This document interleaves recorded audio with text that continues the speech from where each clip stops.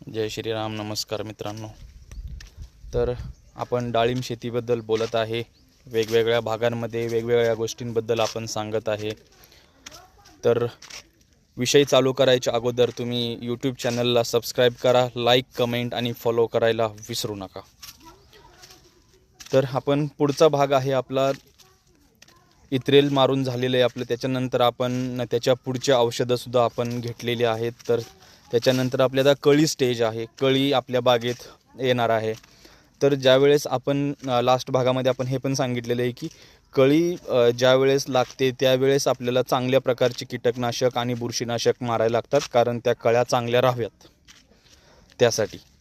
तर ज्यावेळेस आपल्या बागेत कळी निघते त्याच्यानंतर आपल्याला हार्ड कीटकनाशक वगैरे घेऊन चालत नाही. आपल्याला सिस्टमॅटिक किंवा कॉन्टॅक्टमधलेच कीटकनाशक पण आणि बुरशीनाशक पण मारावे लागतात, कारण मधुमाशा येण्यास तयार झाल्या पाहिजेत. कारण आपण हार्ड कीटकनाशक मारले तर मधुमाशा येऊ शकत नाही आहेत आणि आपली बाग सेटिंग होणार नाही.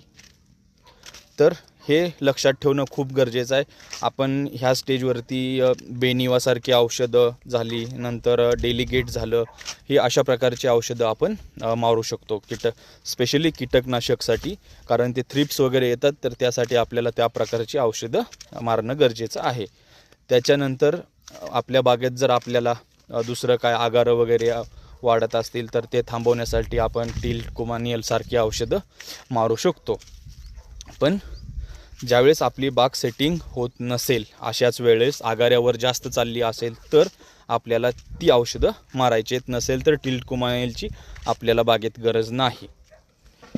आणि हे पण लक्षात ठेवायचं आहे की आपण आपल्या बागा कोणत्या सीझनमध्ये धरतो. पावसाळ्यात धरत असला तर तुम्हाला जास्त प्रकारे औषधांची गरज पडते, आणि उन्हाळ्यात धरत असला तर आपल्याला जास्त औषधांची गरज पडत नाही.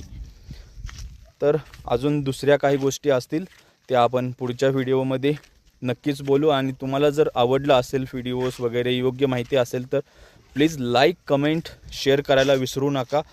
आणि जर तुम्हाला काय प्रश्न विचारायचे असतील तर तुम्ही मला कमेंटच्या माध्यमातून विचारू शकता. तुम्ही कमेंट करू शकता किंवा इंस्टाग्रामला मला मेसेजसुद्धा करू शकता.